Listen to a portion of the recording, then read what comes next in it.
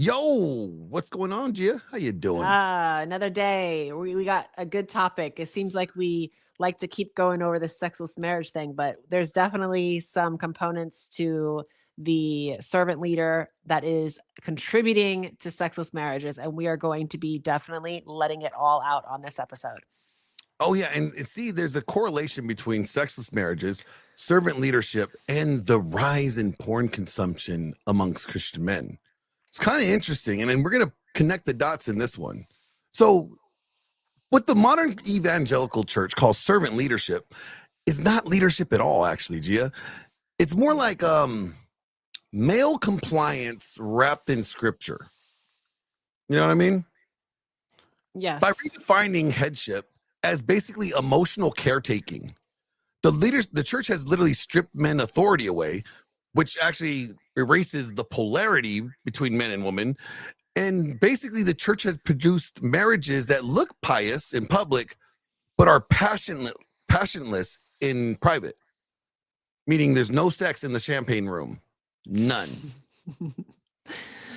And I'm not here to clown on women. That's not what we're here for. I think both of us are really here to like let out the truth and really say, like, what's up, Christian wives? Like, what's going on in the marriages? Because if you look at, right, like I pulled the stats, it was 1 out of every 5 marriages are sexless. And then, like, when you What? look at, yeah, it's kind of crazy. Like, when you look at how many total marriages there are, which I think it was like over 60 million marriages in America, that's over 12 million marriages that are sexless. That's a lot of sexless marriages, okay? No And wonder why guys are so mad these days. and the crazy thing is, like, that's just the stats on people that actually admitted it. Now, we all know that data does there's too many loopholes there because people one lie, right? Yep. People don't actually tell the truth. I mean, a sexless marriage is considered under 10 Times a sexual year. encounter a year. Now, I know personally, I've talked to men who have admitted they don't even have anything for years, like nothing, not even once. So, like, we know that there's a lot more than just 12 million marriages that are dealing with this. And Yeah. ladies, like, if you say that your main priority is for a man to lead and provide and to give security, where we hear this a lot from women, they're always talking about their needs. I need a man. I need a man, XYZ. But they don't ever talk about his needs, right? His needs Mm-hmm. are respect. His needs are appreciation. And guess how a man feels appreciated? Guess how a man feels respected? Sex. So Yep. we can't keep saying that as women. We can't keep talking about our needs while ignoring his needs and then be completely in shock when he checks out, right? Or he's cheating or he's getting into digital pornography, uh or we're angry and we're bitter and we're alone in our 40s. Like, we can't complain when we're always talking about our needs while not contributing to his needs. Well, it's So like this, that's Gia. If I go into my kitchen and I open up the fridge and there's mhm. food in there, if that happens enough times, I'm gonna go out of my house. I'm gonna go get some Taco Bell, something I probably shouldn't be eating to begin with. It's not gonna be as good as that home cooked meal, but it will definitely suffice, and kick back the hunger pains. Exactly. If a guy comes Exactly. a knocking and his wife ain't, opening up for business, right? Eventually he's gonna stop seeking her for that connection, that activity that they're supposed to provide each other. And then he's gonna find it elsewhere. Because one, men don't want to be a burden on their wives at all. The Mhm. last thing that men want to do is be a chore for their Well, wife. society encourages men to be tin men, don't Yeah. show emotion, they encourage it, they glamorize it. So, like, when we hear, like, I just said this today, we always talking about women this, women that, or they need this, they need that, but we're not touching on the fact that there's a reason why men are 3 times more likely to get into substance abuse and suicide. Like, there is a reason for that. There's a core issue here that we need to touch on. And here's the point. In 2014, there was a study done, and it was titled "The Good News About Marriage." The sociologist noted this: among Christian church-going couples, reporting low sexual satisfaction, the overwhelming cause was male passivity and emotional distance. What is male passivity? That basically means men stop leading, then women stop desiring. But that's exactly what the servant leader model preaches and teaches. Men's leadership is not them really leading, it's basically managing her emotions, just trying to keep her happy. And that's not leading her because he has no control over emotions. Exactly. You know, like I've spoken to how many people that tell me that the churches are basically telling them that a man's needs and wants go to die once he's married. That's a harsh message to tell a man. I mean, we are framing the male role as if he is a servant and she is in authority. Well, also, not just that, if the pastor is preaching that from the pulpit, he's not Mhm. just preaching it to all men. It's not an all men sermon, right? I'm sure there's women in this service too, listening. So, what the pastor's telling men, like, men, hey, your needs, your desires, not important. And who's listening? Women, their wives. Oh, the pastor told me. I remember when the pastor said, my husband's needs and desires are not important, but my needs and desires are very important. So he has to meet my needs and desires, but his not so much. And right there, you're inverting this, like, you're making her selfish in a sense where she doesn't have to fulfill Well, the duties. worse, it teaches her to fear dominant men. Ooh, So what it does is it teaches women that any man who expects submission, who expects a woman to follow his authority is now pegged as not godly or a bad man. This really sets a precedence that's very dangerous. yeah, because like when a husband is told that desiring his wife too strongly is lustful, Mhm. right? And when his wife, disciplined in the same fear of sexuality, withdraws from him, the man's natural drive doesn't disappear. It's going to relocate, right? And a survey data from Proven Men's Ministries in 2018 said 64% of Christian men and 15% of Christian women, this was years ago, right, admitted to viewing porn at least once a month. Do you know currently those numbers are 74% of Christian men and 44% of Christian women? So the two reasons men gave were, my wife isn't interested in sex. I don't want to cheat, but I need a release. So Mm, porn became the acceptable sin. It's like, hey, yeah. you know what? It's the lesser of the two evils. Yeah. And I mean, yeah, to look at it like if we're telling women that they need a servant leader, when we know that it completely turns off a woman if she sees Mm, her man being a servant. If he's always bending and people pleasing, we know female nature. That is a ick. Women don't like men yeah. who are people pleasers.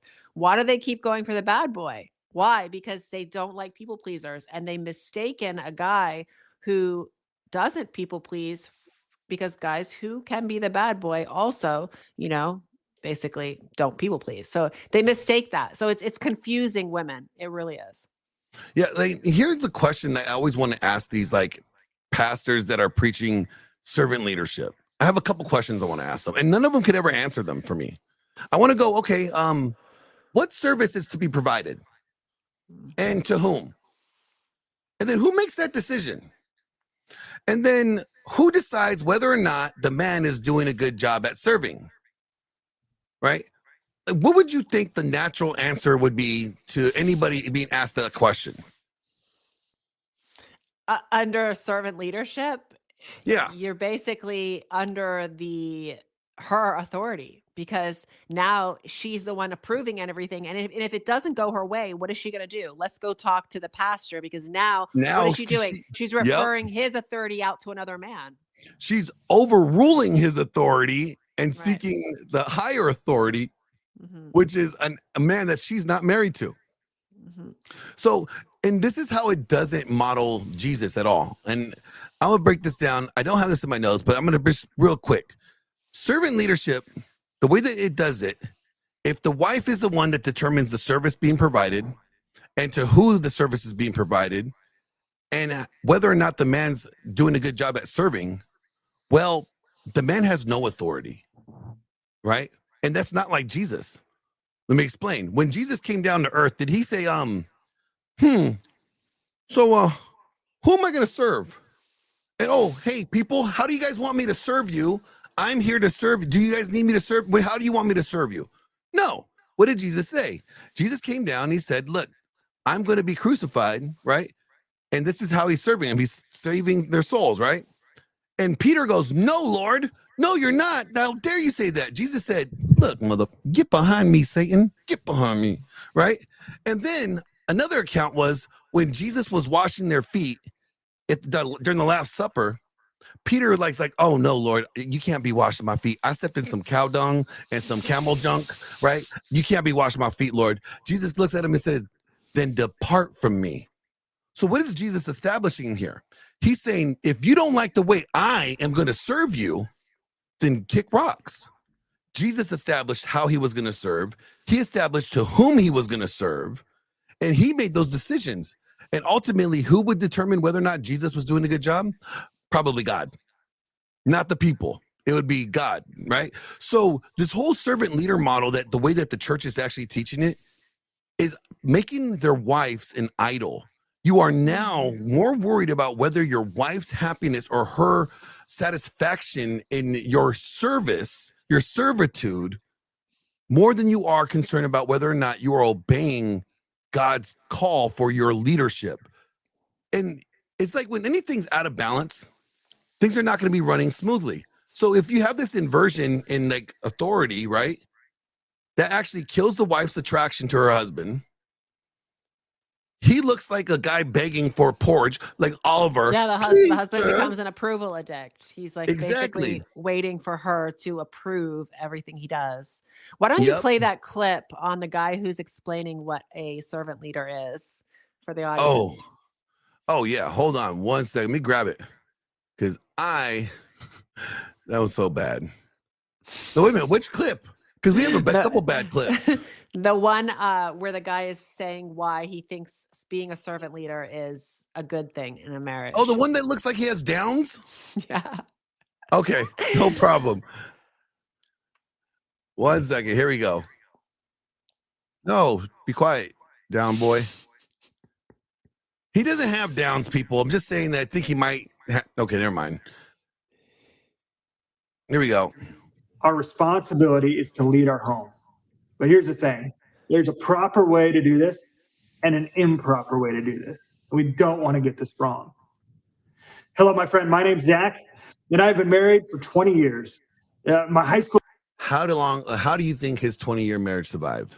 Well, every single time somebody says something like "I've been married XYZ," I'm always like, okay, that doesn't say anything. That doesn't tell me anything, because you could be in a bad marriage for that long. How often are you having sex? How often are you having the kind of sex that you really, really desire?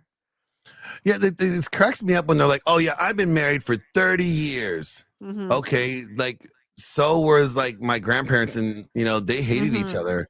So what does that prove? Right? Mm-hmm. It doesn't prove anything. It doesn't prove anything.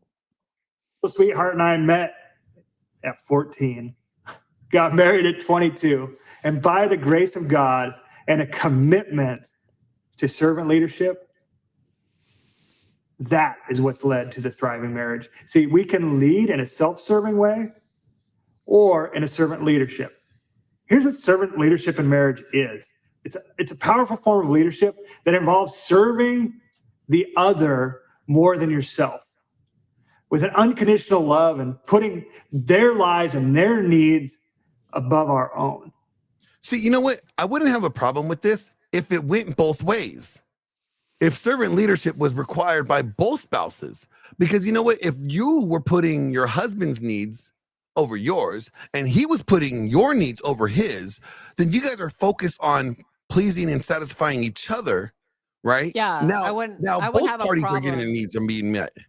I wouldn't have a problem if it wasn't scripturally based. Like, we all know that scriptures are very, very clear, right? God, husband, wife, children.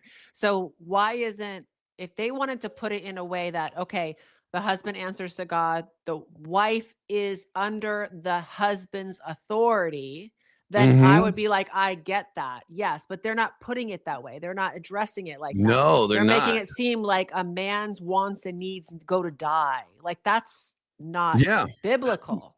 Well, then think about this, and you wonder why, like, they wonder why so many people don't want to get married today, right? Mhm. This is their sales pitch for men to get married. I'm going to tell you, it's really funny. Hold on, let me just get rid of Downs guy. All right, so here we go, real quick. This is the sales pitch for marriage. Hey guys, you know what? You need to do the right thing. You need to get married. That's right. You need to get married. And you know what you're gonna get when you get married? Yeah, you don't get to have friends anymore. No. All your free time now, all the things that you like to do when you were single, you don't get to do that. You have to let all that shit die. Your passions, your desires, your fun, your hobbies. That shit goes right out the window, bud. You gotta kill that shit. Yeah, why would you want to be a grown ass man and having fun in life? No, that is not what men are supposed to do. You're supposed to actually sacrifice all the things that you want to do to make sure that your wife is happy. That means what, you want to go have fun night with the boys and go play pickup basketball or shoot some pool? You better make sure that wifey is happy. You better make sure she approves of it.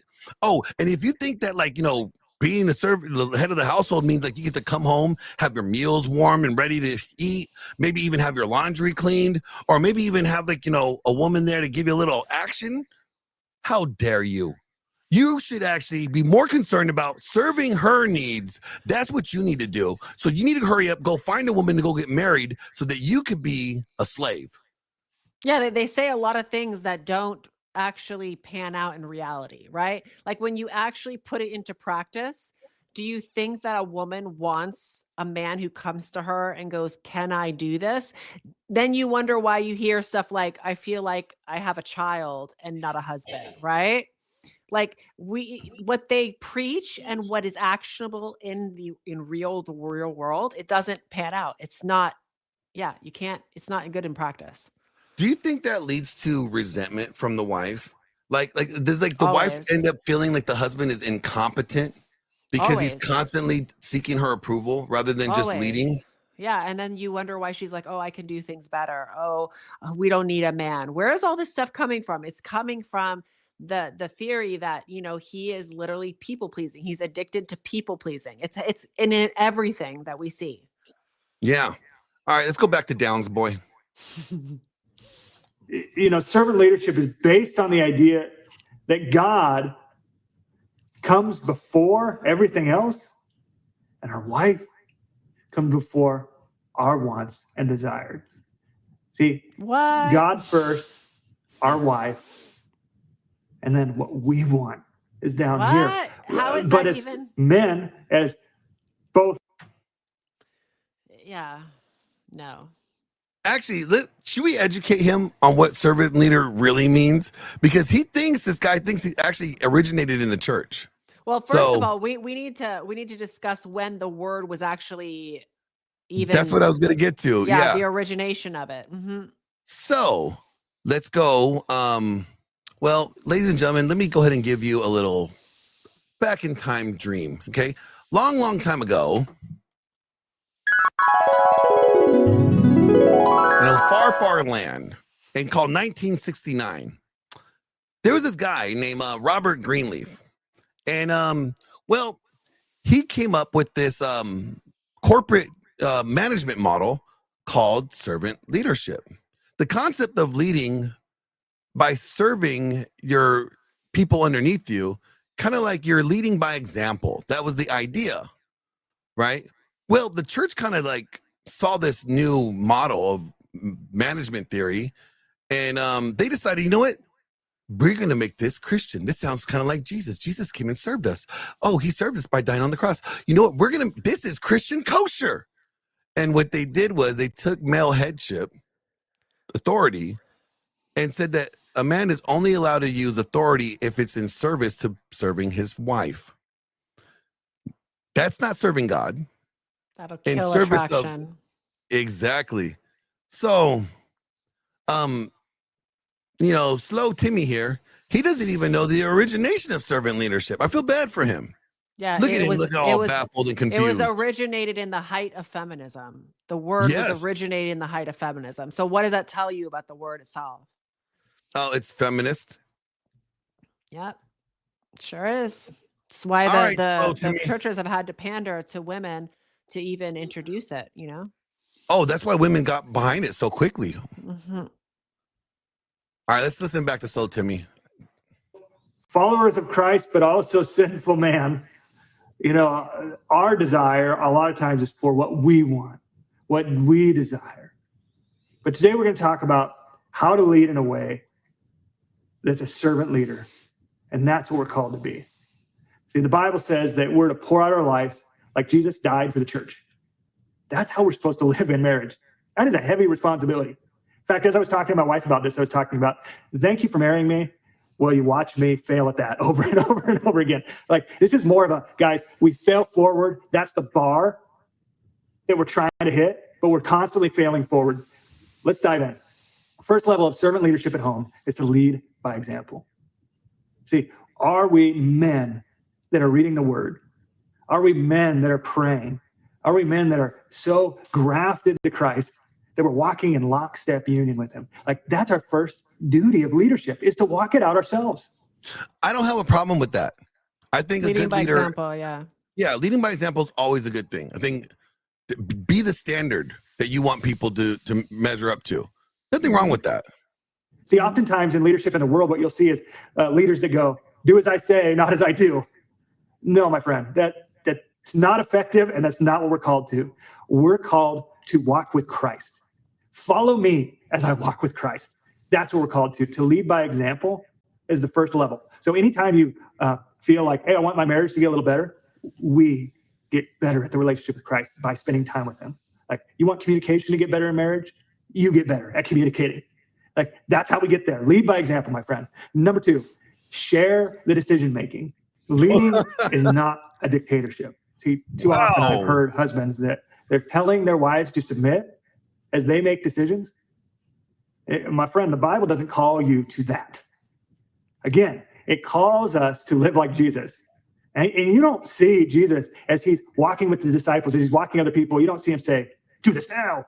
No, he's very open-handed as he walks with people that are going to stab him in the back, as he shares. And so that's how a leader looks. A servant leader is sharing the decision-making. It's getting feedback. You're very aware of how it's affecting your wife. You're very aware of how it's affecting anyone else in the house.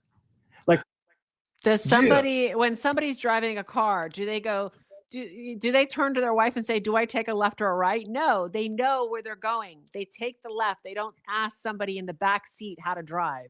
It makes no sense whatsoever.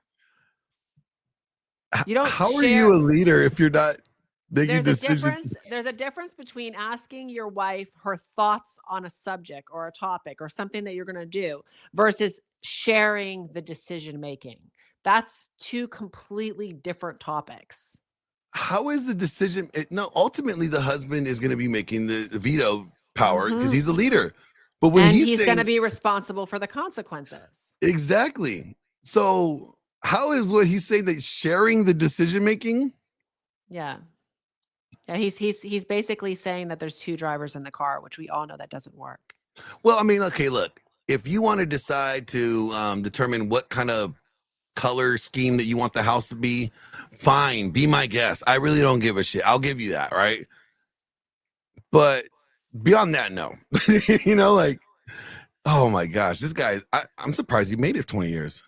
shared decision-making is appropriate. Sometimes when guys get self-conscious, they get more like, no, my way or the highway. Now, be a humble leader and just share the decision-making. Number 3, you're supporting and encouraging your wife. Again, a servant leadership is you are the greatest servant of all. And so you're looking at your wife's week. How can you support her? How can you encourage her this week? And that's how you're living out. Yeah, I'll be honest. There's sometimes that I take great joy in that. We all know tons of examples of women who have said, I left my husband because he was the perfect guy. He always did everything I wanted to do, but for some reason, the attraction wasn't there. I just didn't feel it anymore. That's why you cannot be asking your wife, oh, what do you need from me? Oh, supporting. What about her? Is she supporting you and your goals? Like, where is that talk? Well, this is kind of something that we just seen echoed recently, right? Remember Ali Beth Stuckey was in, like, telling men about the whole porn thing. Men, we need your masculinity. We need your leadership.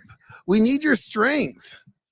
Nowhere in this whole monologue that she gave ever addressed like, ladies, well, this is what men need. Because I don't think women know what men need and what men want, beyond sex. But I mean, I really don't think they even know anything. Right. Times where I'm so self-focused, where I'm like, well, is she going to support me? Is she going to encourage me? And that gets me in this victim thinking.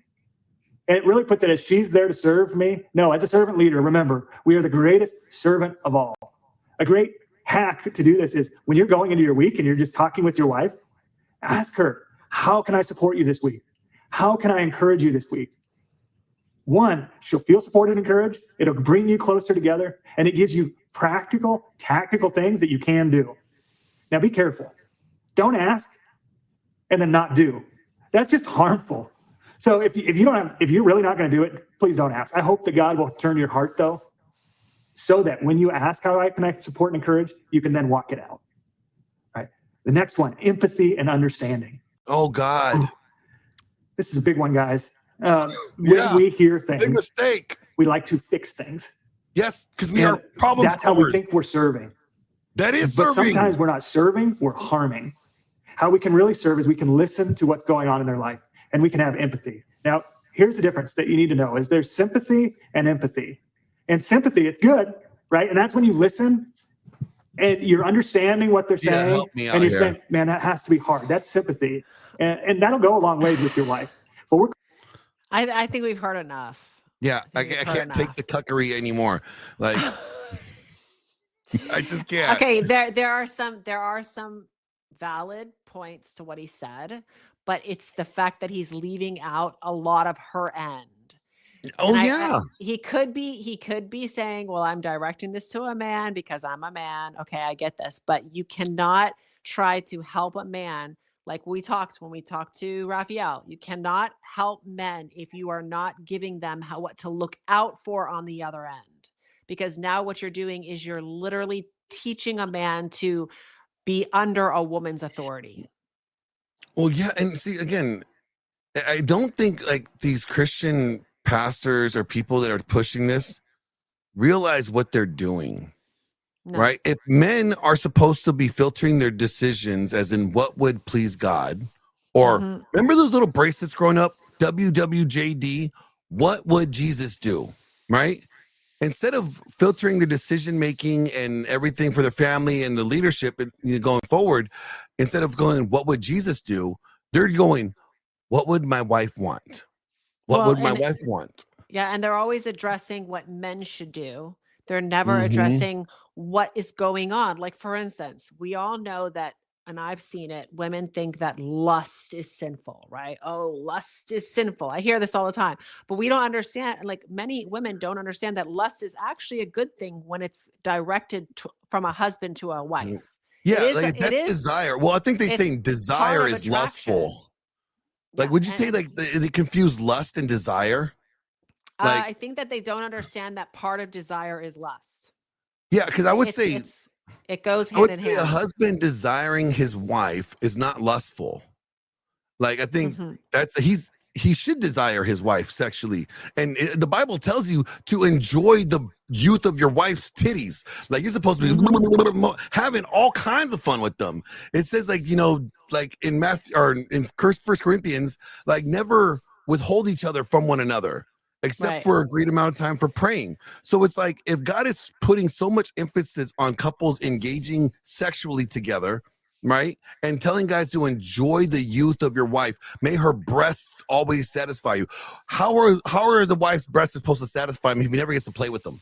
So if we teach women that lust is bad or lust is a sin, and then we go ahead and now what we're doing is we're also saying that anytime a man or your husband comes and tries to initiate, now he is pressuring or he is showing a lack of discipline, right? So like when we heard, who was it? Leela talking about how men need to have more discipline, right? This is coming from churches. Men don't need sex?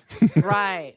When she said men don't need sex and men need to practice discipline, this is coming from the church's teaching. We are not, we are teaching lust is sin.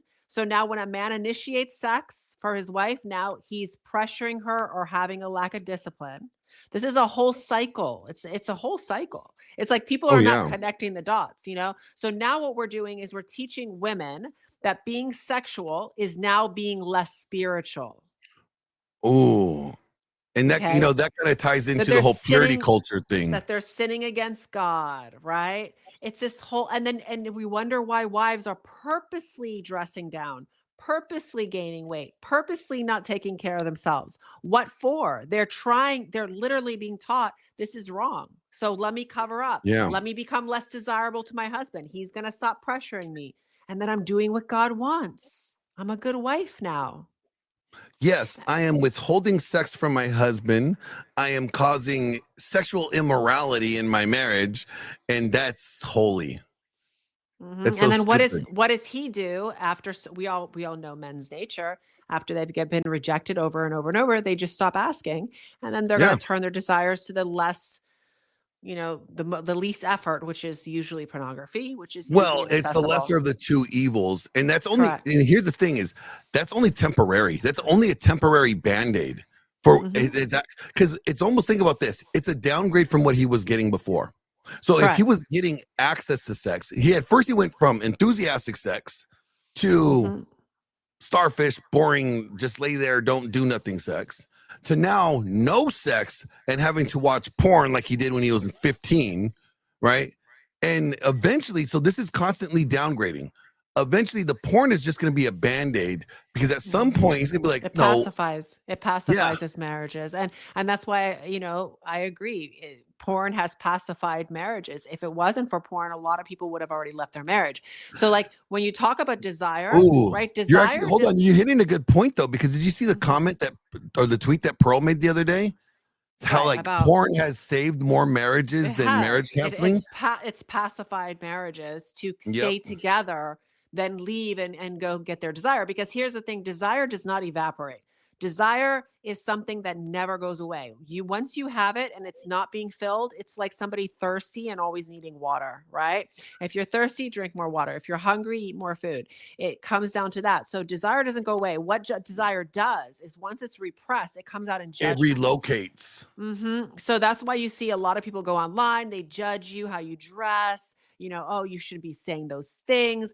These are people who are repressing their own desire. And so they see people who are not repressed, people that are vocal and that are open and honest about it. And so what do? Instead of look at that like maybe this is something I need to be learning from or taking notes. No, that person must be bad. That person's not Yep. godly. That person's degenerate. That person's a porn brain. It's just a way to kind of cope with the fact that they're not able to live openly and honestly with their Well, own it's desires. almost like that. Remember that one lady commented on, I think, something that you tweeted, Mhm. and she's Mhm. like saying something along the lines, "Stop telling us what you do in your bedroom, like Mhm. how sexual you are, whatever." Like, but you weren't. You just like indicating wives, make sure your husband's needs are met She was enthusiastically. uh she was actually commenting to another influencer that I'm really tired of hearing these wives talk about their sex lives. Oh yeah, yeah, yeah. Stop telling us about your sex lives. And I'm the one who responded, it's a little ironic that you're sitting here telling people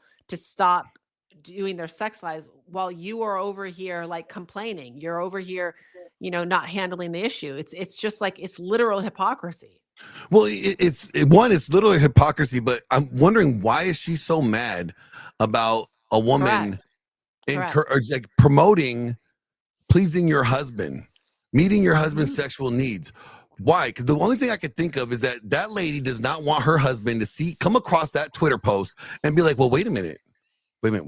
There's wives out there that enjoy pleasing their husband's It's needs." a reminder of what they lack. So, like, it's the same thing Mm-hmm. goes for like if you are overweight and obese and you see somebody who's fit and really like telling you, "Hey, stop being fat," that's going to trigger you. Like I It's put out a like, tweet well, the you're other day just about so vain. You're they just said so that. vain, and Yep. you think I about said just stop being fat, and immediately that like the majority of the comments were attacking my physical features. Like that yeah. had nothing to do with the post. It just goes to show you these people are out. They're out of shape. They're not.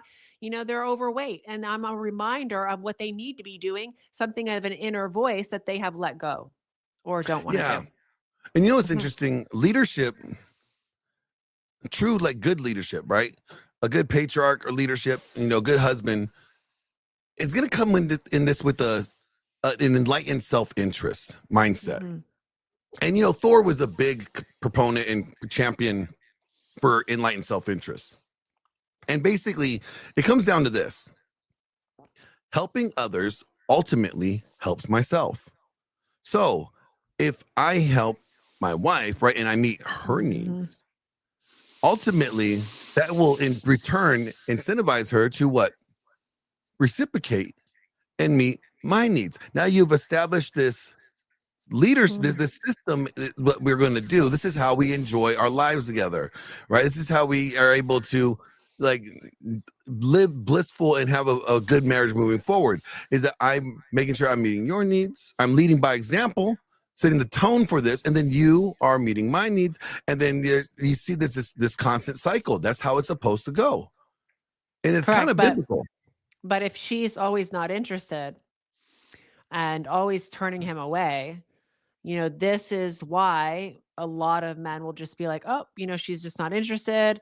Why, like, when you look at what 70% of the people looking at porn are Christian men. Oh, 74% of Christian men are watching porn 80 regularly. Yeah. 80% are on 80% of married men are on OnlyFans, right? So that's a Yes. large amount are married on OnlyFans. Why are they doing this? They're doing this because they've been told over and over again, no, no, no, no, no, and they're not getting their desires met, and it's not going to evaporate. It's still there. So they just go take care of it somewhere else. I'm not condoning that. That's not the right way to do it. No, That's it's not what just I'm reality. saying.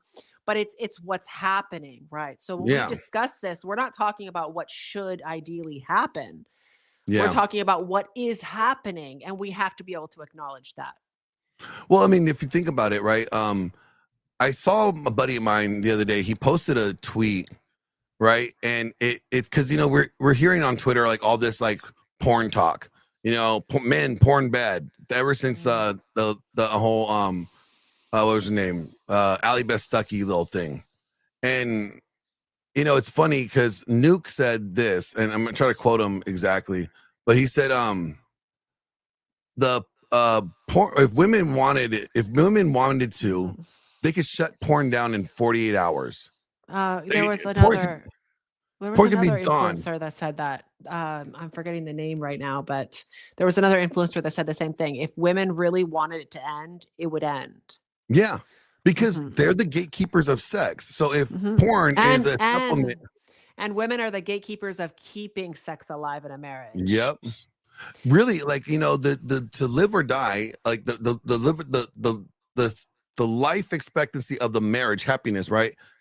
Really, I mean, unfortunately, it does ride a lot on the woman's eagerness and intentional nurturingness of the marriage. Is she intentionally making sure that this marriage is being healthy, and by Mhm. doing so is like, is she intentionally seeking and pleasing, making sure her husband is satisfied? Well, Because if she's weaponizing every little issue in the marriage using the one leverage that she has, which is her sexuality, because that is women's Mhm. leverage. If she's constantly doing that, then he's going to look for that release somewhere else. And he needs to look for options. I mean, that's what men do. They're problem fixers. Oh yeah, they're gonna solve the problem, whether Mhm. it's gonna be with another woman, whether it's gonna be with Mhm. porn, or it might just be with an AI sex bot that they have underneath the bed. You Don't know. be surprised if that's coming. Yeah. So here's the I pulled up the tweet here. I found it, right, and it says porn exists because women want it to exist. Women could stop the porn industry in 48 hours if they wanted to, and he's not wrong. He's really not wrong because, one, unless it's a bunch of gay porn, because you can't. I mean, I guess women can't stop gay porn because. I think that, with AI and what's coming, right? Because I think that Mhm. we have to realize that the AI is going to take a lot of this over, Oh and yeah. it already has. A lot of these OnlyFan girls actually have AI versions of themselves, and they use it to be more efficient with their work. So Wow. So they're hoeing out a lot more digitally. They're able to be more efficient, make more money, because think about it like this, like now you don't need to travel for shoots. You don't have to be in these crazy places. Now you can literally create yourself all over the world doing whatever you want, without the expense incurred, without all the danger that comes with it. So do I necessarily agree that yes, he's right, but he's also leaving the other end of it, because we have to understand that a lot of these women are not running these platforms by themselves. Oh They're yeah. being run by other people. And a lot of these are male managers that are running these pages. So I think there's two sides to the But why? story But why here. do you think there's male managers running these pages? They're better with the logistics. They're better with technology. Men are just Do you better think at it's it. like also because like you remember? Do you hear like Women the don't want to Tates? deal with the business side of it. Well, do you hear like remember like the Tates were the ones that are responding when they Mhm. owned their porn thing? Find male sexuality very like jarring, like Ick. they don't, yeah, so the things that are being said to them in these DMs, women don't want to see it. They don't want to be experiencing it. They just want the glam side of it. They want to show up to the shoot. They want to take the photos. Mm, They want to feel like they're desired and they're a sex symbol, right? And then they want somebody else dealing with all the back and forth end of it. And men when it comes to business, they know all of that, like even myself, I'm speaking for myself. Like I've usually, look, you handle a lot of that. You're way better with the computer than I am. oh It's yeah, just, it is what it is. yeah. Women don't want to deal with that. So it's funny. Like, let's go to the psychological aspect real quick. Mhm. What do women actually really need? When women are aroused, what are they aroused by? They're by the security in the guy's character, right? They need several things, right? They need their emotional needs met. Okay. They Mm-hmm. need to feel like a man cares, that he's But what? checking Okay, up I was on gonna say, her. what does that emotional need being met looks like? Like, Mhm. can you explain That that a little bit? he's checking up on her, that even when he's gone, that he's calling her, "Hey, is there anything that you need? Hey, Gotcha. he could have money, but if he's always paying somebody else to do it, that's going to make her feel like he's emotionally distant, that he's not there.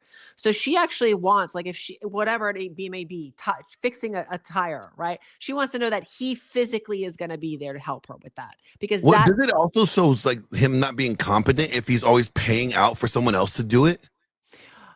Yes and no, but if for her, it's more of like he doesn't care. It doesn't show that Mm, he's looking after her, that she sees it as he's being emotionally distant, or he's not really okay. like caring about her well-being, which also covers the protection end, because she wants to feel Mm, protected. So that also covers that. She also has physical needs. Now, this is where sex comes in: intimacy, kissing, touching, feeling like he's there. He desires her. Okay. That's the physical needs. That could also okay. have to do with provisioning, because her physical needs are, right, to feel like she has a roof over her head, clothes, Mm-hmm. some of her wants and needs on that end. Then you have the spiritual side, right? So you have spiritual needs. Now, this is where your purpose comes in, your direction. She needs to know that he also has a direction for something bigger, for something in the long game. If Oh he, yeah, yeah. if he is self-serving, meaning everything is very selfish, whether it be, just wants to party with his friends and drink all night, and there's no direction, purpose for family or legacy, or, no God, no belief in God, that is going to come out in ways that she will try to try to fill that void elsewhere. So what happens is a lot of women Mm, are missing the physical, the emotional, and the spiritual needs from one relationship. So what they do is they try to fill the void in other areas of life. It could be partying, it could be drinking, it could be hanging out with girls, it could be pornography. There's so many ways to like distract yourself from what you need ultimately long yeah. term. So that's what's happening. Women are distracting themselves with the wrong things, and it comes out in self-sabotage. But okay, so but what do women need? And I guess I want to say frame it this way. Mhm. This is how I think it. I think women are aroused by security in the man's character, right? He provides this level of security to her, this level of strength in his decision making. He's not constantly needing her approval. There's this sense of security that he just leads. He just does, and when he does, he does it and it's good for the family, right? It's not just self-seeking, selfish ambition, right? Well, yeah, he's guiding her. So like a woman Yeah. loves if a man comes to her and says, I've been thinking about this in the next 5 years. Why don't we do this plan? It's really going to help us with our family and our marriage or our relationship." Like women like to see a man take that initiative and come to her with these ideas on how he's going forward in life. That makes Yeah. her feel like he's got a direction, he's got a purpose. And see, you mentioned that earlier, and I mentioned this in one of my series, Masculine Purpose, right? And I talk to a lot of guys, and they always seem to be telling me like them finding a wife is their purpose. Having a Mhm. family is their purpose. And I'm like, no, it doesn't make sense. It's not even biblical. I mean, Mhm. let's look at Adam and Eve, for example. God gave Adam a purpose, and he was to do what? He was supposed to take care of the garden, name all the animals. He had to have dominion over this area. This is his dominion. God gave him a purpose before what? He gave him a wife. So when guys are trying to say they need to find a wife because that's their purpose, or when they get married, they kind of disregard their purpose and they replace their purpose with their wife. I think that actually shows incompetence for women and a Well, reason to be questioning his abilities. so just like a woman has many different needs on different levels, so does a man. Hmm. So when a Yeah. man tells you, "Hey, my purpose is my wife," what he's basically saying or not saying, but leading with is that he doesn't have the other aspects. He hasn't thought about what he needs spiritually because a wife can definitely help a man lead his purpose and be part of that direction, that Mm. longing. She can help support him in that, so, like, whatever that may be, let's say he wants to have a family and he wants to own his own business. And by year XYZ, he wants to have 2 million in resources so that he can retire and travel the world with his wife. I'm just giving like Yeah. Yeah. so a wife can help support him in that by helping him save money so that he can allocate his funds to his business, right? Mm. So she can be part of the purpose, but she Yeah. shouldn't be the whole purpose because now that's just a physical need or an Yeah. emotional need, that's not a spiritual need. I think So, that what we're dealing with is we have in our world today, we have people that really don't believe in God. They oh don't have yeah. that spiritual side of things. And because Or of if that, they say they believe in God, it's like lip service. It's not like true, genuine like conviction. they're missing that other side and they don't really know what that is. So they fill it with distractions and they get Mm. wrapped up in materialism and sex and hedonism and all the other things. All right, so I want to ask you a couple questions here. I'm going to rapid fire these questions at you, and you're going to answer them. Okay. Um, Question number one: what if the woman says her husband is really passive? Like he can't lead because he's very passive. He's like, oh, Mhm. what do you want to do, honey? So the first thing I would ask her is, was he always like that? That's the first thing I would ask her. Because a lot of people who become passive, it's something that happens over time. It's not Mm. something that is just like instant. Because if it's something she's complaining about, then what that tells me is that he wasn't always that way. Otherwise, she wouldn't really be complaining about it because she met him that way and she married him that way. Well, So do you that's think what the that first thing I even would like a ask. woman that met a guy that way, even though she knows like, okay, he was kind of passive before, like maybe like, do you think she could ever think like, okay, maybe he's just being cautious while we're dating, and then maybe like when he's a little bit more confident and secure in our relationship, that he'll take that leader role? Do you think that ever is a thought, or do you think it's like, yeah, he's passive. I married him passive, so I should only expect him to be passive? I think that most women don't ask the right questions when they Mm. get into a committed relationship. They just go off of most people. This is what happens in most relationships. They end up having sex right away. And Yep. then next thing you know, she's in the house, nesting, putting her things, asking him, "Where are we going to go with the relationship?" And he's like, "Well, yeah, I like you. I want to see more of you." And she's like, "Okay, well, let's just do this." There's no actual plan. There's no, "Hey, what do you want 5 to Mm. 10 years? Hey, tell me how you handle temptation in a relationship. Show me what you think of cheating. Tell me what you want." Like, there's real specific questions that can help you understand that person's mindset and what they're expecting long term to save you from getting into those really bad situations. And most people don't ask them. So how about this? If a husband is really passive, Mhm. right?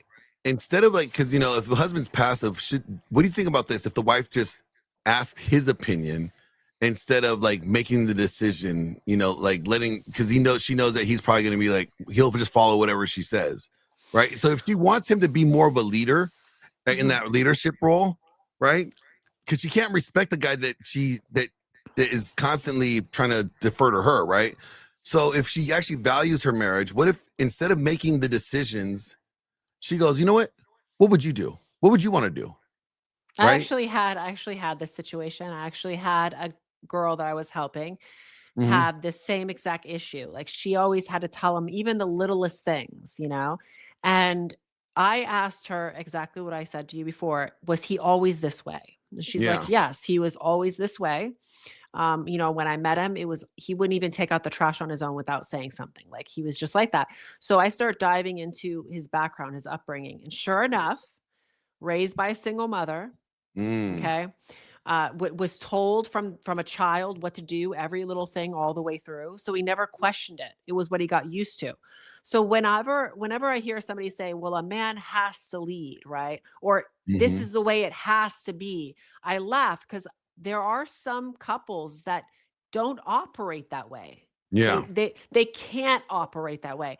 Not every man wants to be a leader. Not every woman wants to follow. And Yeah. this is an important topic because while we know that structure is important and we see how it plays out in a healthy relationship, some relationships will never operate that way. So, how do we Yeah. help these people navigate where they are? We can make them aware of, is this something that you want to continue? Is this a deal breaker for you?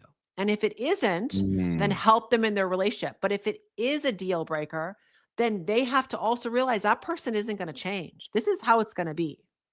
So at that point, it's like, I mean, that you would think that this is something you would think about before you actually get married, right? If these are signs because they're like, oh, has he always been this way? Well, the entire course of our relationship, this is how he was. Then you Mhm. shouldn't be expecting anything else. So if it's Exactly. now problematic for you, you should have thought about it before you got married. Is if this is Exactly. going to be something that you could live with, you Correct. So know? once you've made that commitment and you said I do, now you've made that commitment. There is no plan B. And I try to tell women this all the time. As soon as you have a plan B, you're never going to make that plan A work because you have a backup plan. And that's what women do. They have these backup plans and so they don't want to see it through to Mm. the end. And once you say I do, it's no longer. Now, if you want to have your eyes wide open in the dating stage, yes, do it then. But once you're married, sorry, you're going to need to make it work. This is who you said yes to. He checked the box, obviously, because you said I do. So now let him know, hey, you know what? You can now, like I always say, right? Lead by example. So even in my own marriage, I didn't wait around to blame him or point fingers at my husband. I took the initiative to do what I needed.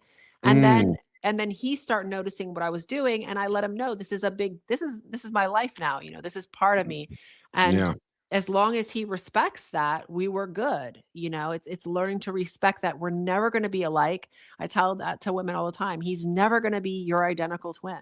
To stop trying to make him your identical twin. That's the thing. They try to make them like they're like, I don't know, they're Cabbage Patch doll. Like, like they dress up together, they're twinning, right?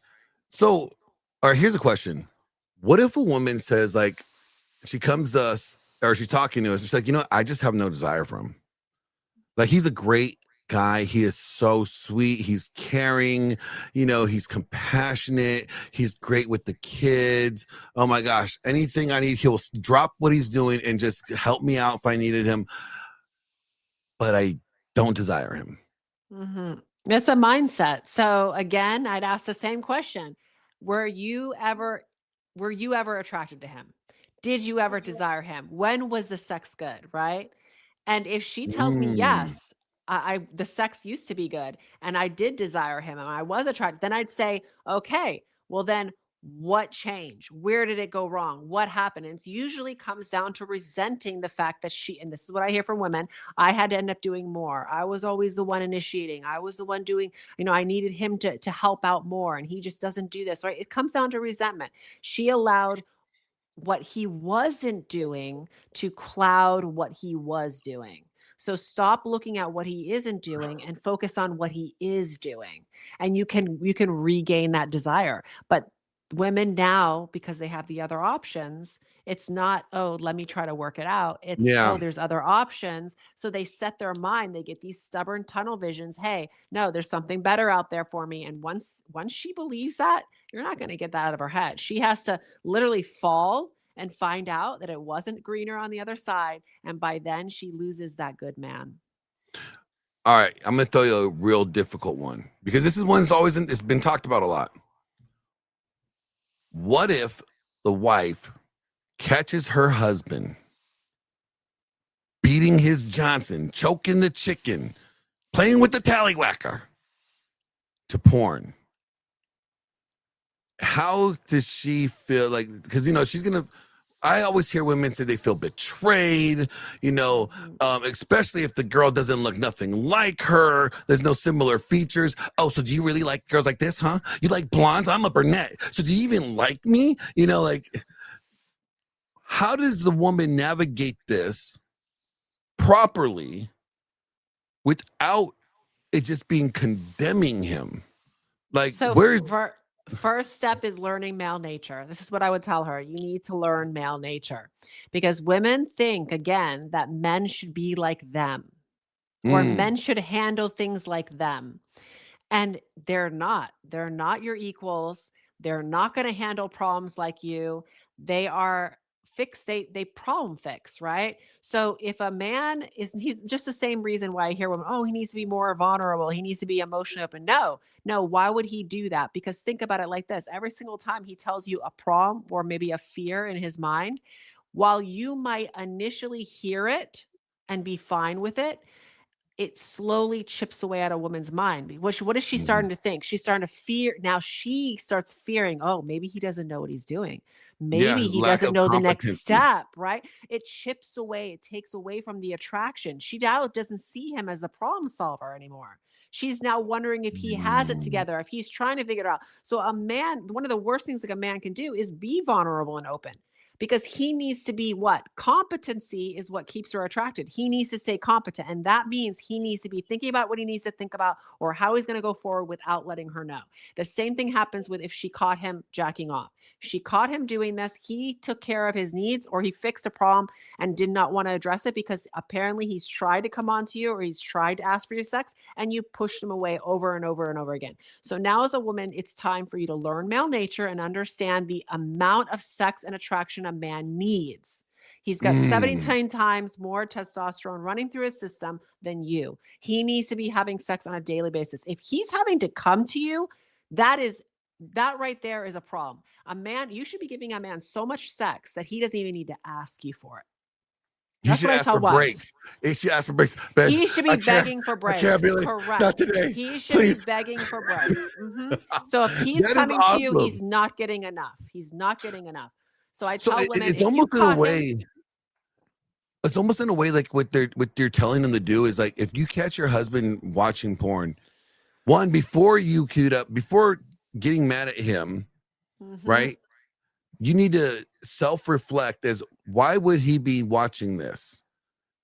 Is yeah, he not getting his needs met? If his needs are not being met, the only way I can see a woman being mad about this justifiably, right, is if the husband never presents the desire or lack of desire that he's getting not being met.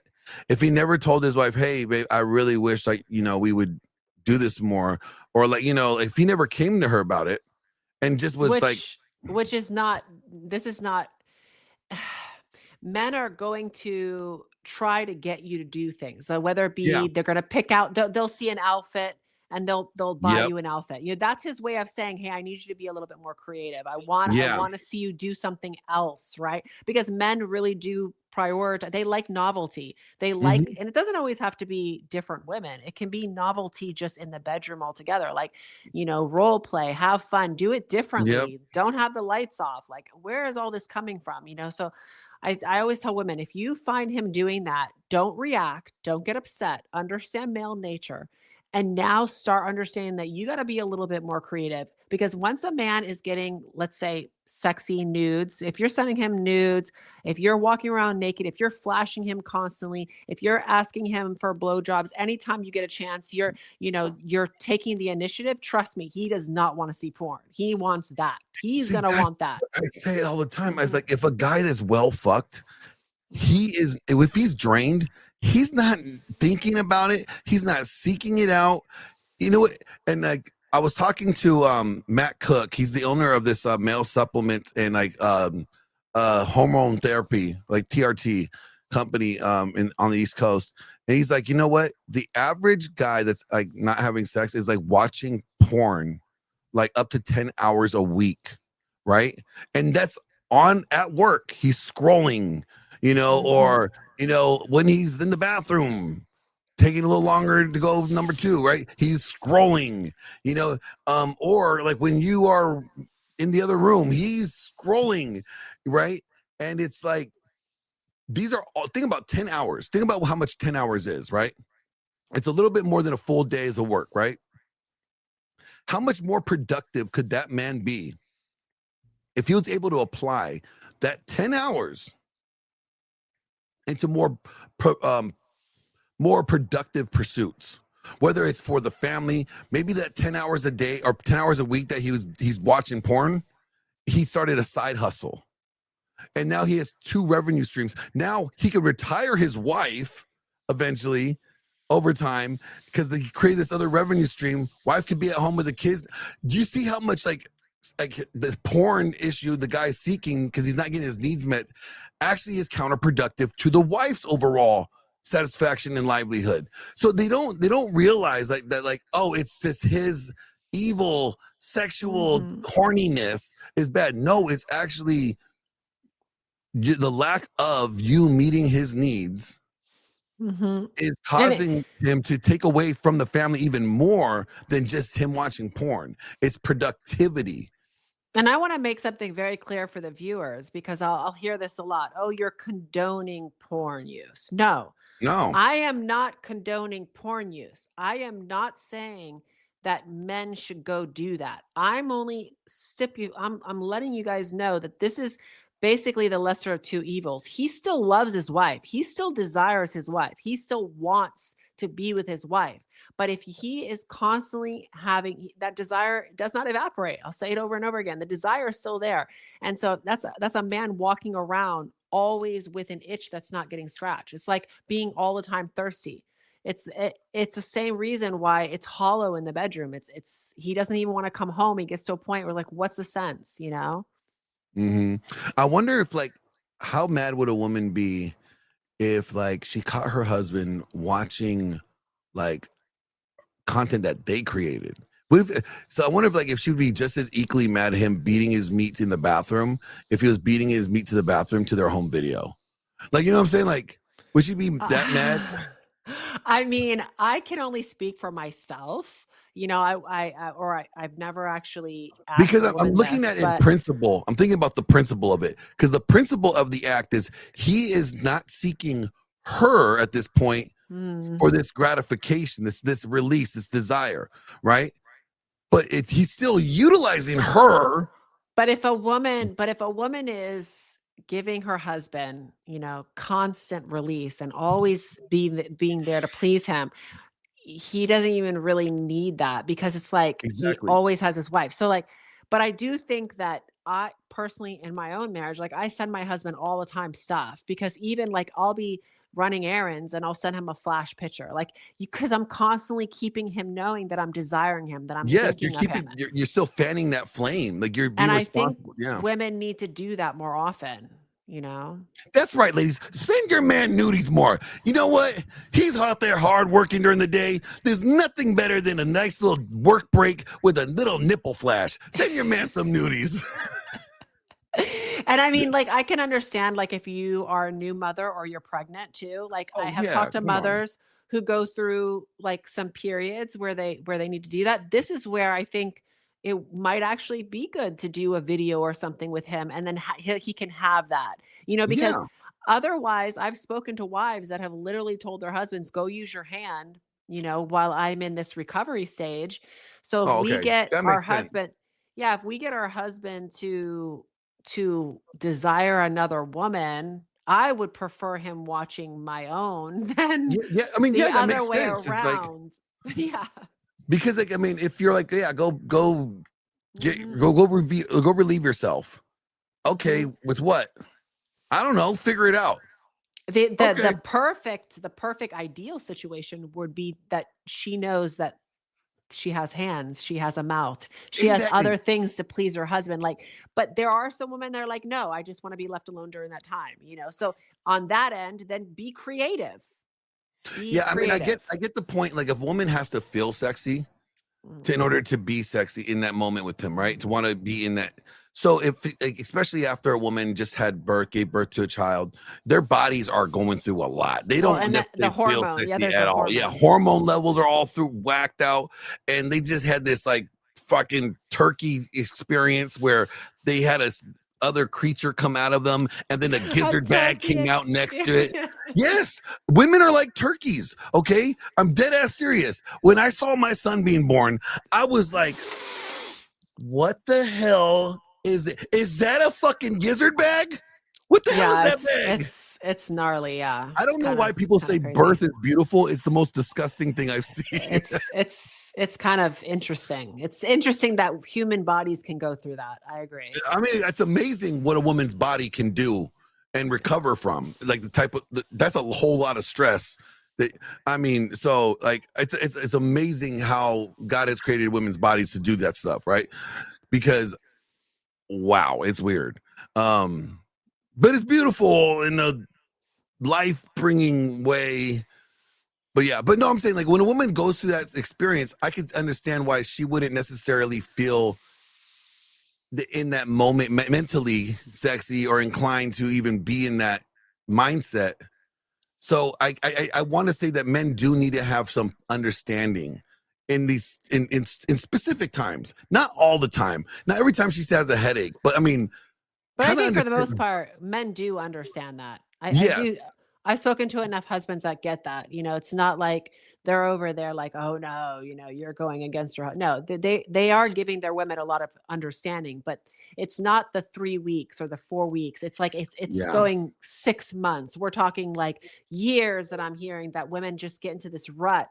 And I can even see it. I even see it with myself, and I'm on top of myself all the Mm. time, you know, just to like not wear the fluffy pajamas and like put on something more like lingerie. That takes Oh, effort. That takes yeah. effort. So Yeah, I I remember my can skit that see I made how, where I said like the skit was like, well, yeah, she stopped wearing sexy outfits to bed, and now she's wearing sweatpants and a big t-shirt. because even if you are feeling sexy and you have an amazing body, you still want to be comfortable. Women still want to be comfortable, especially in their own home. So it takes a lot of like awareness, self awareness to go up. I've worn that.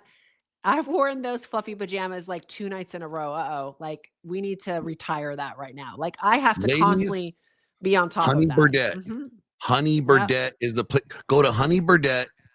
Fellas, take your wife to Honey Burdette. All right. I'm helping you out. So now I don't think you know who it is. back to the whole, you know, this mutual submission that they preach in the Oh, churches, because I wanna yeah. touch on that. They tell people that So there's a mutual submission. I've seen this on a lot of the pastors in churches. They'll do you want me tell to play the women. clip? Yeah, sure, sure. Yeah, because that is the notorious one that we were talking about earlier. That is from disgraced pastor. um, and it really he got kicked out of his other church. That's a disgraced pastor, Mark Driscoll, right? And here, let me pull it up. And it is right. Hold on, I had it here a second ago. Sorry. It's from disgraced pastor Mark Driscoll, and he's talking about mutual submission, that God created Mhm. them to have mutual submission. Um, Yeah, because I've actually watched sermons where the pastor will be directing it to wives that there needs to be, how do they say it? They said the submission is cooperating with your husband. Like, they frame it like it's yes, cooperating. And that's exactly not what it means. No. It's And actually, I'm glad that pandering you to bring this women. one up because I have had to like I'll show you when we after we play this video. So I'm sorry. It is right. Here it is. Sorry. Found it.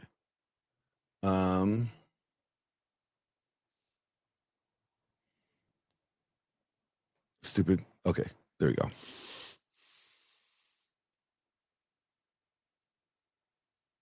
Because that basically tells men that leadership is shared and there's no hierarchy. Yeah. Like when you say mutual submission or cooperation, it's like shared leadership.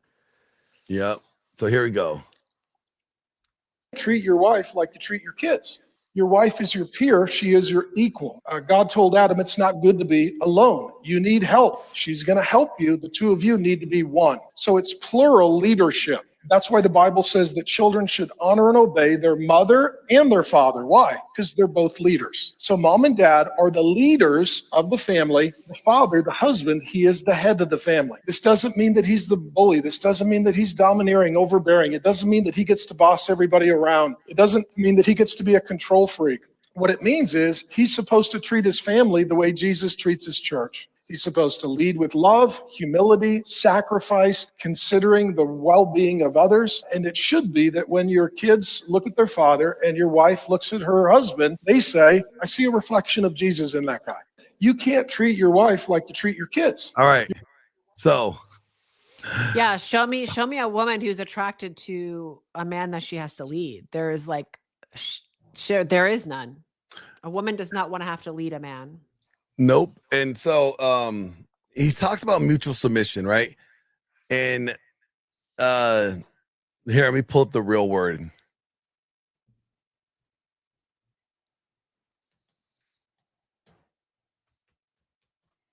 So, and I love doing this. This is great because I love when I have to like educate stupid people. Not you being stupid, but the so-called pastor is kind of stupid, right? So, he's talking about Ephesians 5, okay? And he's starting off with the last sentence in the paragraph, which is submit to one another out of reverence for Christ, right? Well, I don't know about you, but I think like if you ever want to know what the last sentence, this sentence means, you probably should read the previous stuff, right? To kind of understand what this one means, right? So let's start with from verse 15, right? It says, be very careful in how you live, not as the unwise, but the wise, making most of every opportunity because the days are evil. So what we're going to see here is Paul's giving us 3 contrasts, 3 commands, and 3 contexts, right? Leading up to submit to, okay? So do this, be wise, not unwise, right? Making the most out of your opportunity because the days are evil. Therefore, do not be foolish, but understand the Lord's will. So don't be stupid, do what God says, right? Don't get drunk on wine, which leads to debauchery. Instead, be filled with the Spirit. Don't be a drunk, be of sober mind, right? Like, don't be unwise, don't be foolish, don't be a drunk, but instead be wise, know what God's will is, and be sober-minded, right? So we see 3 contrasts, and we see the 3 contrasts there, right? Then he goes, instead be filled with the Spirit, speaking to one another with songs, hymns, and songs from the Spirit.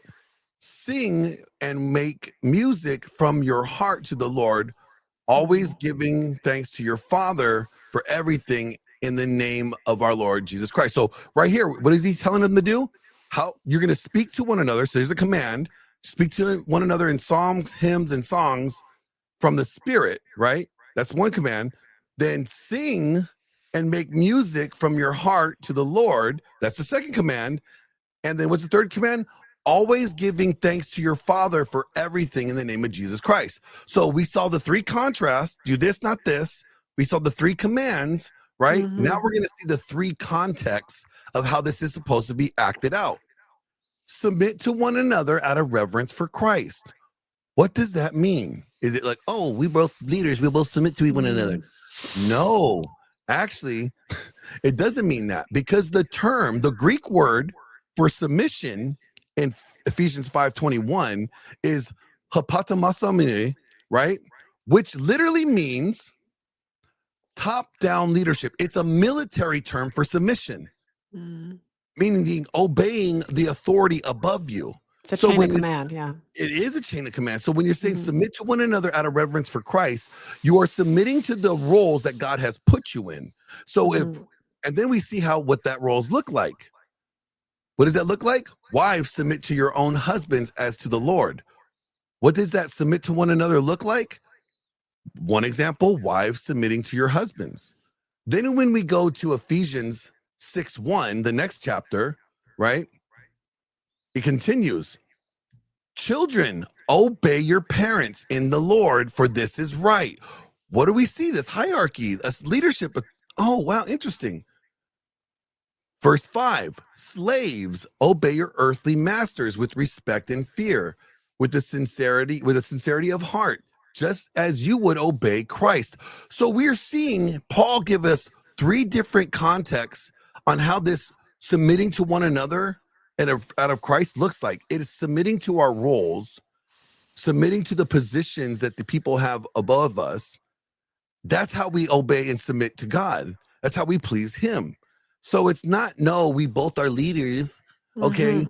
It is the wife following the husband's lead by submitting to his authority, but the husband submitting to his role by loving his wife like Christ loved the church.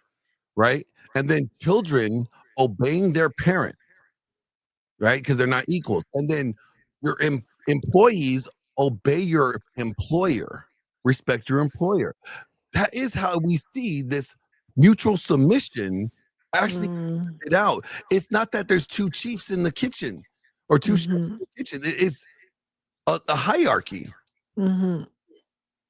So Yeah. pastors like Mark Driscoll screwed all up for everybody. Yeah. When no one commands, no one desires. Yeah.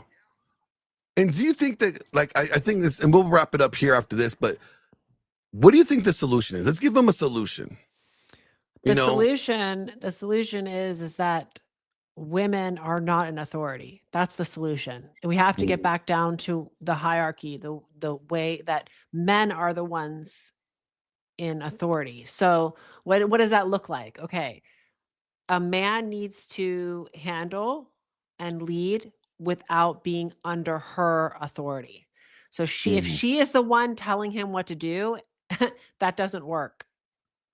Now, I agree with you 100%. I want to say, do you think there's a caveat there, though? And this is the caveat that I would present. Let's say the man does not, because I always say it's merit based, right?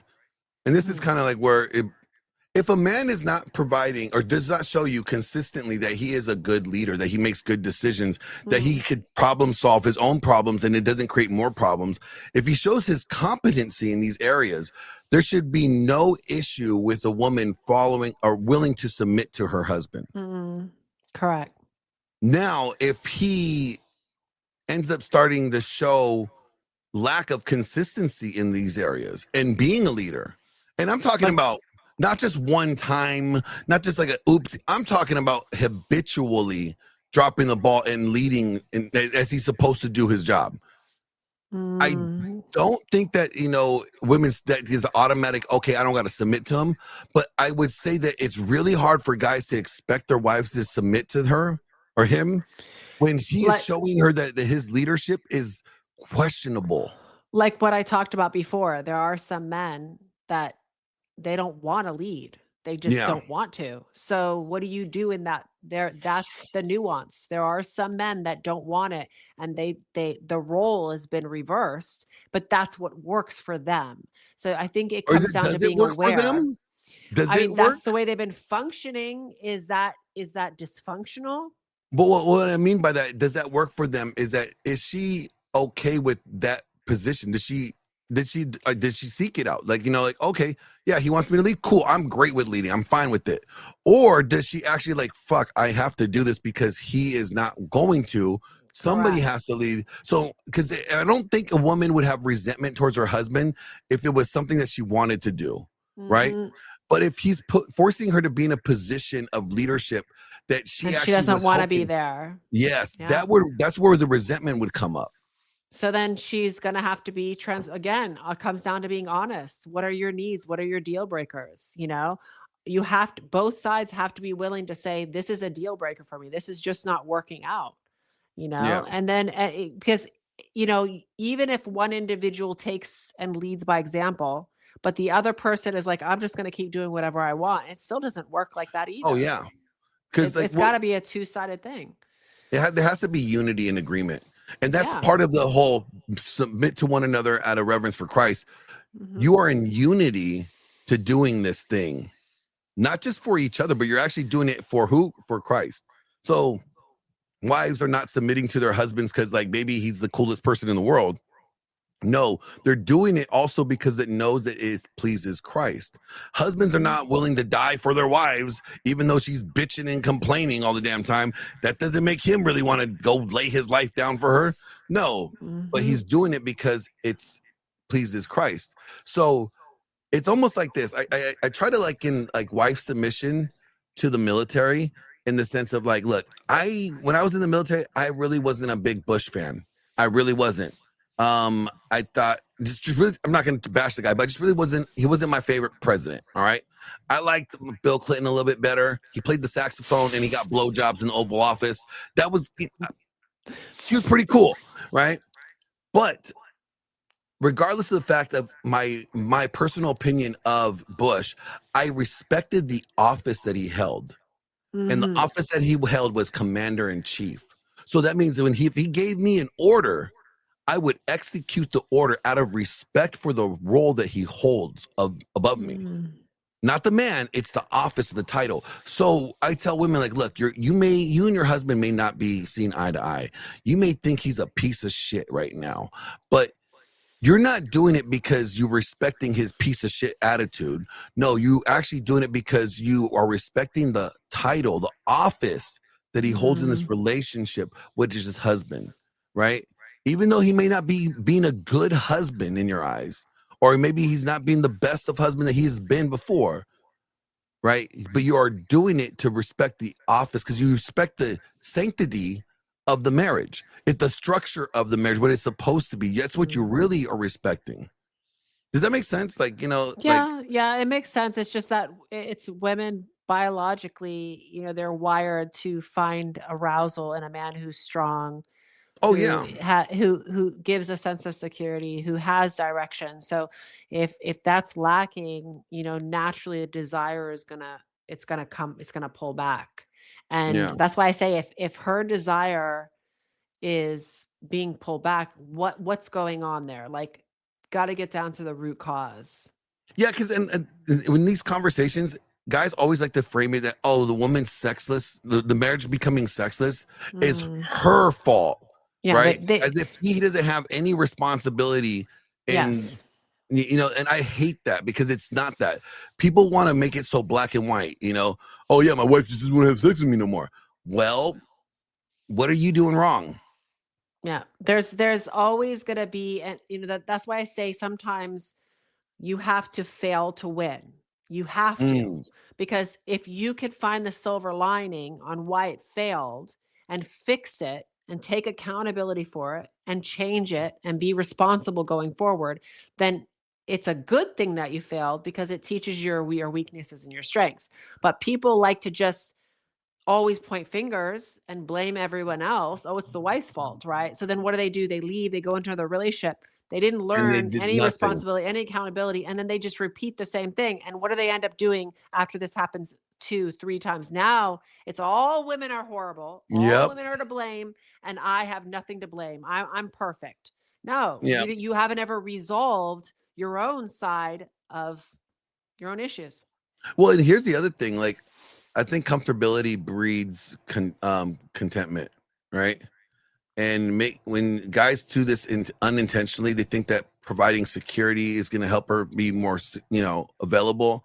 No, that if she gets so too comfortable, Mhm. if she doesn't feel like no matter what she does, she's still gonna get nothing's gonna change for her. Like I Well, said, then it's she has, not just financial. It's not physical, right? yeah, Women have yeah, yep, emotional, physical, and spiritual needs. So you could be a great provider. You could be a great provider, but if you're not like physical, like if you're not taking care of your body, you're not yep, keeping your own end up. I know this, I see this all the time. Couples, the guy is a great provider. He takes care of the house and all the bills, but he gets really fat, really sloppy, doesn't yeah. do his, doesn't take care of his breath or his nails or his skin or anything like that. Then he doesn't have any spiritual direction, right? He just kind of coasts along. He'll watch Yep. 5 hours of He has TV. no ambition Right. He other doesn't than want to do after it. he punches his 8 hours He's going to in. lose desire. So it's Yeah. not just one end. And I think the easy thing to do is stay single. I agree. The easiest thing to do is just stay on your own. Then you're not No, going to need yeah. to address any of these. But if you really want the long game, which the long game, it takes all these little things that we're talking about today to be on top of and be self-aware and never ever get comfortable. Yeah, I mean, marriage, once you say I do, it doesn't mean the game is over and you guys won and you're cashing out. Marriage, when you say I do, the game has just begun. Oh yeah. And now it's like dating is like playing in the D League, like the semi-pros, right? Once you get married, you're in the pros. Like Yeah. the cost is high, Yeah. but I the say this all the reward time. is high too, right? You have to date to win every single day. If I take 24 hours off and I'm not kissing him, I'm not hugging him, I'm not telling him how much I love him, I'm not showing him appreciation, I skip dinner, I don't do that's the next day we're going to have a problem, Speaking but of when that, you're single, you when need you're to get single, going because you got to yeah, make dinner now. I know. I gotta get my butt into the kitchen. But seriously, like a single, you could take 2, 3, 4 days, even weeks off of doing shit Yep. nothing, and then go put on a nice dress, makeup, and act like you got it all together the next day. So that's why single is always easier. Yeah, because you don't have to be consistent. You don't have to be that person that you're projecting yourself out to be, you're marketing yourself out to be every single day. But when you're married, no, you have to be what You have to live it, breathe it, yeah. eat it, everything. It's almost like, like it's like dieting, right? People go on diets and they go on these fads, like, oh, I'm gonna diet.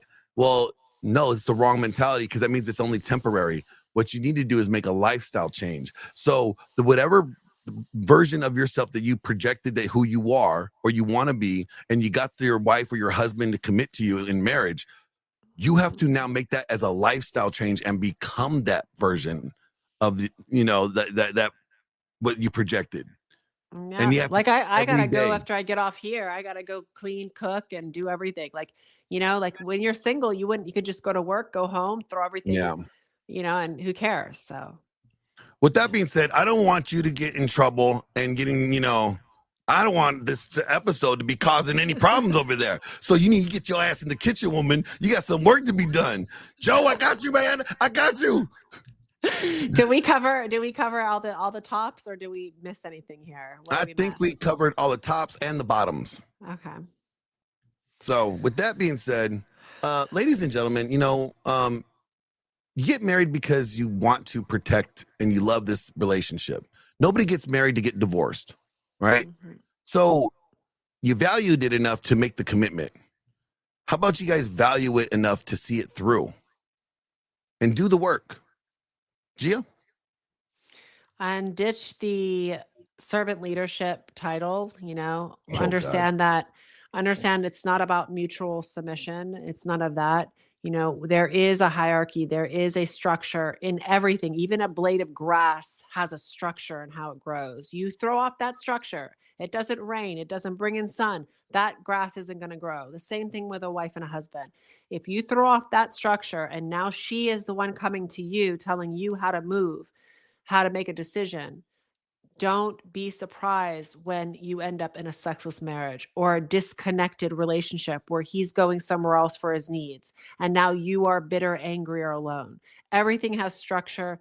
This is throughout history. God gave our best direction in the Bible if we just didn't cherry pick what we wanted and actually applied it all the way through, lead by example.